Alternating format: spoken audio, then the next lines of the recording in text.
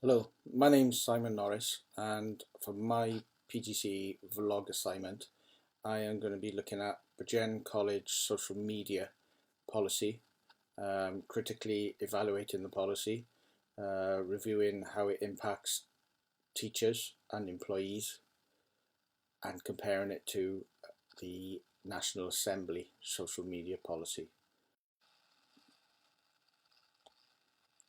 The social media policy of Virgin College aims to regulate the online conduct of staff to maintain professionalism, protect the college reputation, and ensure compliance with legal and ethical standards.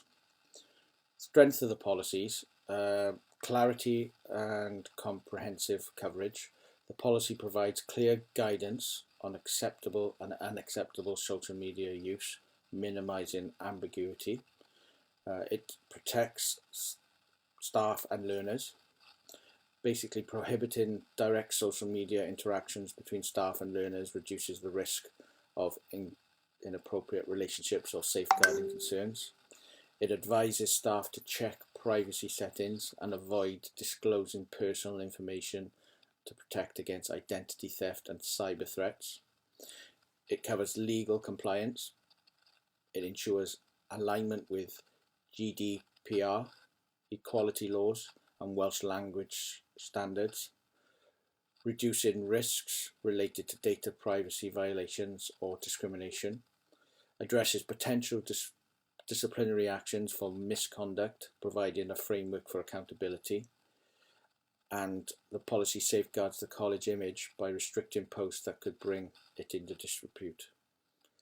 Weaknesses of the policy: I feel potential overreach into personal freedom. The policy states that staff should be cautious about their private social media activity, even outside work. This raises concerns about freedom of expression and whether the college is overstepping into employees' personal lives. Staff might feel restricted from engaging in personal opinions online due to fear of disciplinary action. There is an element of a lack of staff training stated in the policy. The policy does not mandate training on responsible social media use, making it unclear whether all employers fully understand the guidelines. Training could help clarify grey areas such as how staff can express personal views without breaching policy. Another weakness: enforcement and monitoring challenges. The policy states that internet access is monitored at work, but it does not specify how social media activity outside of work is assessed. Without clear monitoring mechanisms, enforcement may be inconsistent, leading to subjective disciplinary actions. Also, limited consideration of social media's positive uses. The policy focuses on the risk of social media but does not encourage its positive use for professional networking, student engagement, or educational purposes. A more balanced approach could include guidance on how staff can use social media constructively while adhering to the ethical boundaries. The policy has significant implications for staff in terms of professional conduct, personal social media use, and job responsibilities. Positive impacts are that it gives clear expectations. Staff have clear guidelines on what is acceptable, reducing the risk of accidental policy breaches. Professional boundaries: by restricting student staff interactions on social media, the policy helps maintain professionalism. Protection from defamation: employees are less likely to face reputational damage if everyone adheres to responsible online behaviours. The negative impacts of the policy is that it creates a fear of repercussions. Employees may feel restricted in expressing personal views online, leading to self-censorship. Blurred line between work and personal life: the policy suggests that private posts can impact employment, potentially overstepping into employees' personal freedoms, and there is a lack of training and support that is not stated in the policy, which could leave employees uncertain about what constitutes a violation. The impact of the policy on learners. The policy also affects students.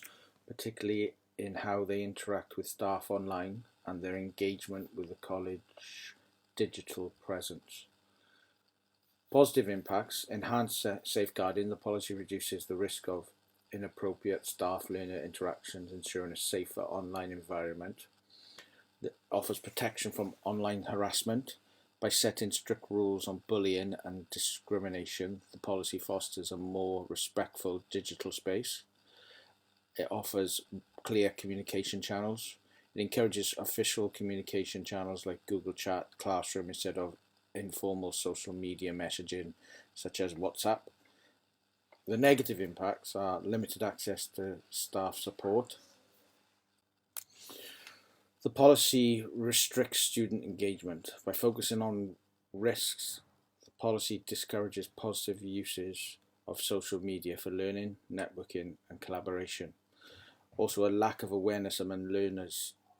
The policy does not specify how students are made aware of social media guidelines, potentially leading to misunderstandings.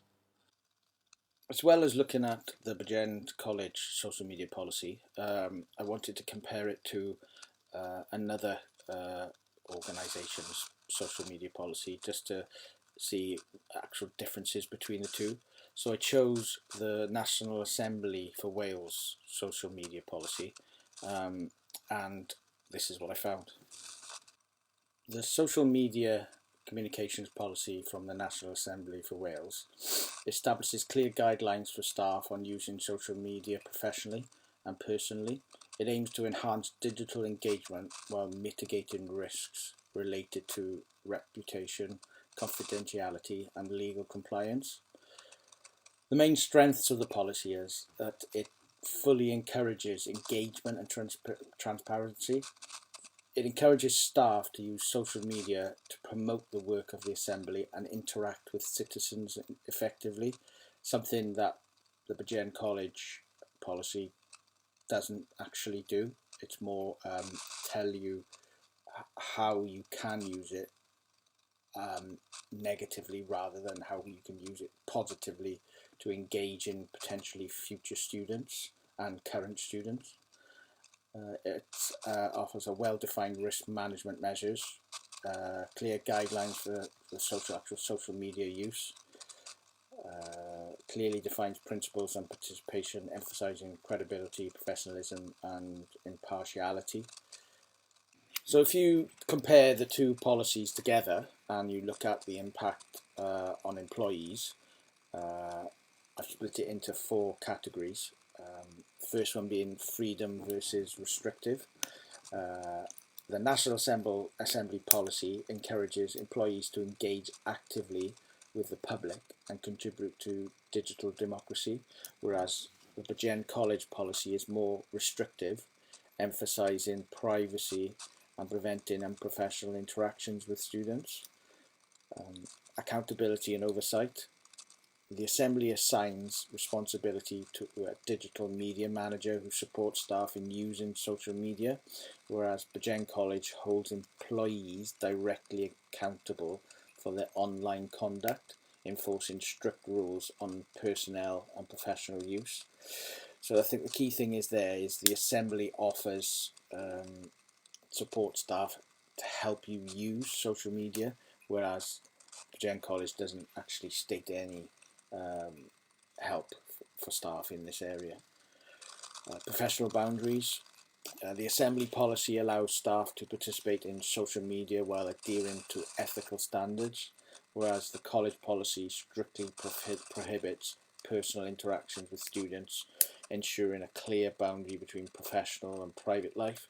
I think that's down to basically the two are quite different in the walks of life. So obviously when we're teachers, we can't be seen to be interacting with students in our private lives or outside of college, whereas the Assembly, they're always in the limelight. They need to always actively promote what they do, so they have to constantly engage with people. So it's slightly different. Risk and compliance.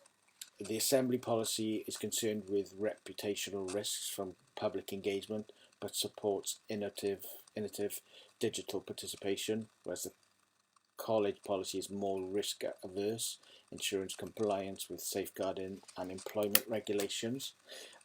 This is interesting because obviously in my department in sport, sport is used to using social media to advertise games, new sign-ins, news.